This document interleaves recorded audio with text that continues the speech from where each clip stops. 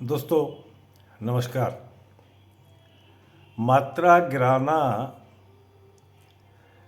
इसको लेकर लोग बहुत दुविधा में रहते हैं कि मात्रा गिराएं, कहाँ गिराई जाती है, कब गिराई जाती है। तो इसको मैंने स्पष्ट करने की कोशिश की है, कृपया ध्यान से सुनें। वस्तुतः मात्रा गिराने का नियम, यानी इसको नियम कहना उचित नहीं है, क्योंकि मात्रा गिराना व्याकरण में, उर्दू अरूज में नियम नहीं बल्कि एक छूट है। मात्रा गिराने की छूट के अंदर उच्चारण अनुसार तो हम एक मिसरे में अधिकाधिक मात्रा गिरा सकते हैं, परंतु सवाल यही है कि मात्रा हम कम से कम गिराएं। इससे जो हम कहते हैं, जो लिखते हैं, वो अच्छा लगता है कानों को भी, पढ़ने में भी। अगर हम मात्रा गिराने की परिभाषा बताएं तो कुछ इस प्रकार होगी।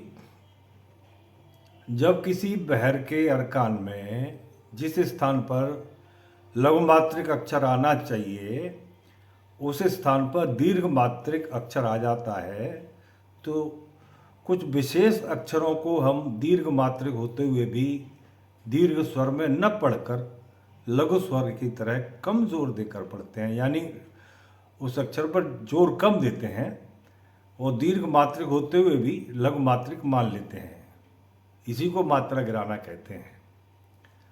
अब इसका एक उदाहरण भी देख लें। एक मिसरा है, जाते जाते दिल के मेहमा हो गए। बहर है 2-1-2-2, 2-1-2-2, 2-1-2। अब जाते जाते, पहले हमने जाते को जाते ते का वजन कम कर दिया, कम जोर से पढ़ा उसको, तो एक मात्रिक हो गया। तो जाते जाते 2-1-2-2 हो 2-1-2-2 हो गया। अगर शुद्ध लिखते इसको तो जाते जाते 2-2-2-2 होता। तो ते को कमजोर से पढ़कर अलग कर देते हैं और उसको लगता है कि हम जैसे पढ़ रहे हो जाते जाते। दरअसल ते पर जोर कम देते हैं तो बोध ते का ही होता है, परंतु समय कम लगता है। समझने वाले समझ लेते हैं कि हाँ ते है, बोध भी ते का ही होता है। उसी तरह के दिल के मेहमा हो गए, के 2 है, मगर पढ़ने में इसको लघु कर देते हैं। जाते जाते दिल के मेहमा हो गए, दिल के मेहमा कहेंगे तो लय नहीं आएगी, इसी को मात्रा गिराना कहते हैं। जाते जाते दिल के मेहमा हो गए। एक उदाहरण और देखें। कोई आया, अब इसको शुद्ध लिखें तो कोई 2-2 हुआ, आया 2-2 हुआ, कोई आया 2-2-2-2। अब इसमें कोई बहर की ज़रूरत है, ई की मात्रा हमको गिरानी है लय में आने के लिए, तो कोई आया 2-1-2-2 पढ़ सकते हैं, ई की मात्रा गिरा दी गई। अब जैसे एक उदाहरण देखें, है जो किस्मत में राह तकना ही, कोई आया नहीं ना आएगा। है जो, इसमें जो की मात्रा गिरा दी गई, जो एक हो गया। एक ख़ास बात देखें, गज़ल को जब हम लिपिबद्ध करते हैं यानी लिखते हैं तो हमेशा शुद्ध रूप में ही लिखा जाता है, भले ही कहीं मात्रा गिराई गई हो। जैसे कोई आया, तो इसको जब लिखेंगे तो हम कोई आया ही लिखेंगे, भले ही इसको पढ़ते समय 2-1-2-2 यानी कोई आया पढ़ें। इसीलिए कहा जाता है कि गज़ल जो है कही जाती है, ये लिखी नहीं जाती। तात्पर्य इसका ये हुआ कि उच्चारण के अनुसार ही हम यह जान सकते हैं कि गज़ल को किस बहर में गाया गया है या कहा गया है। मात्रा गिराने के छूट को पूरी तरह से जानने के लिए जिन बातों का जानना होगा उनमें से हैं, नंबर 1, शाश्वत दो हरफी दीर्घ, मतलब दो अक्षर से मिलकर जो दीर्घ बना है, जैसे हम, तुम, सब, कुछ, कब, अब आदि की मात्रा नहीं गिरा सकते। संयुक्त दीर्घ अक्षर की मात्रा नहीं गिराते, जैसे क्या, क्यों इत्यादि। आ, ई, ऊ, ए, ओ स्वर को गिराकर एक मात्रिक कर सकते हैं तथा ऐसे दीर्घ मात्रिक अक्षर को गिराकर एक मात्रिक कर सकते हैं जो इनके योग से दीर्घ हुआ हो। उदाहरण, मुझको, मुझको, दो दो एक, मुझको मात्रा नहीं गिरा सकते, हम को की मात्रा गिराकर एक कर सकते हैं।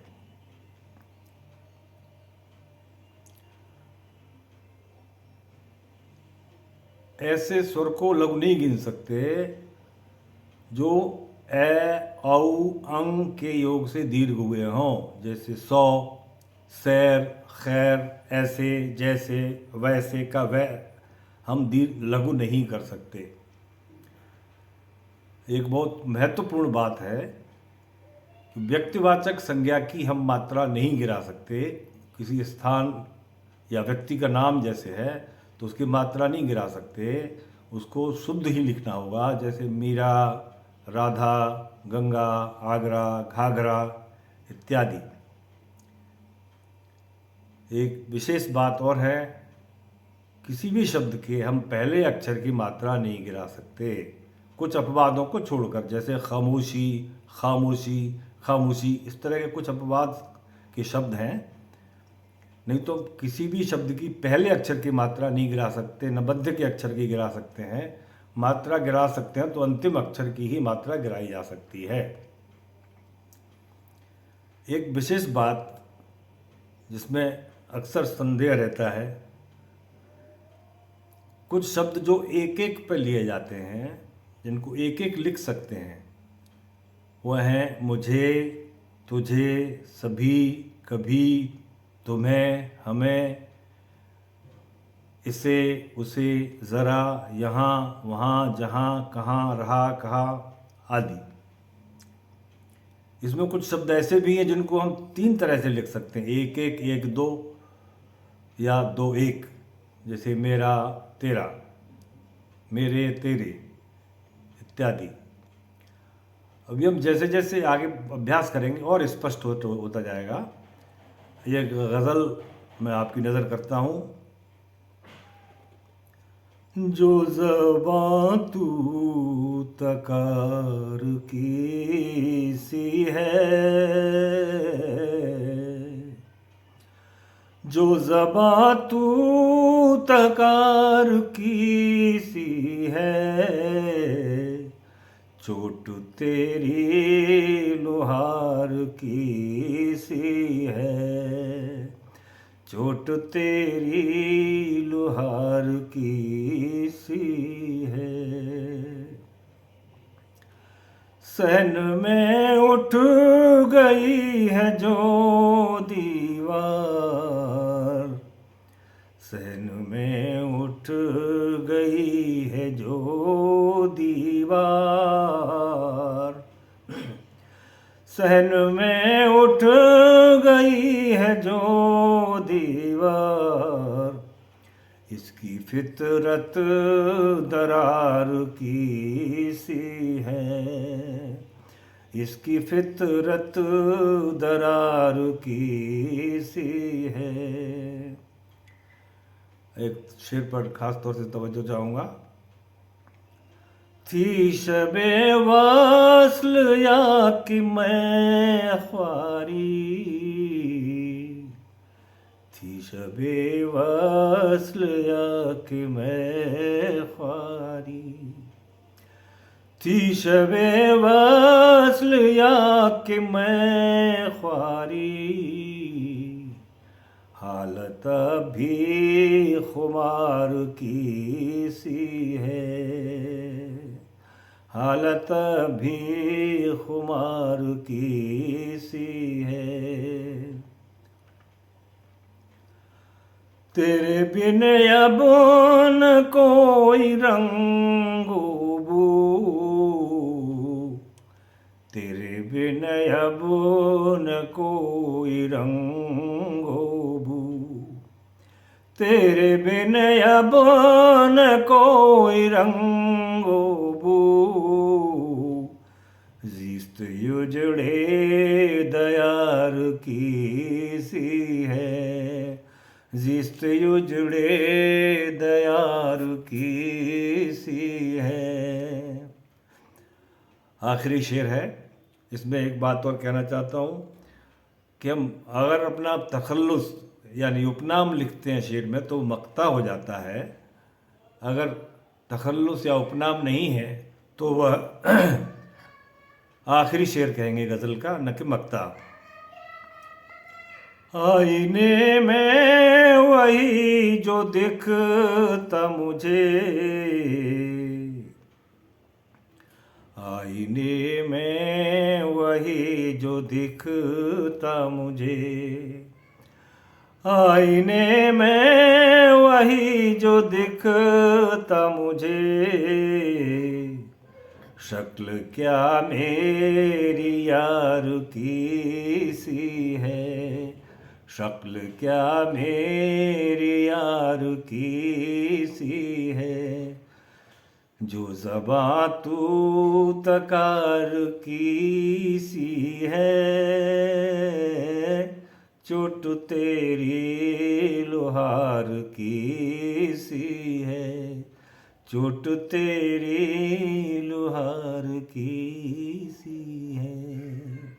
आगे और बात करेंगे गज़ल के ऊपर एक नई गज़ल के साथ। बहुत बहुत धन्यवाद दोस्तों।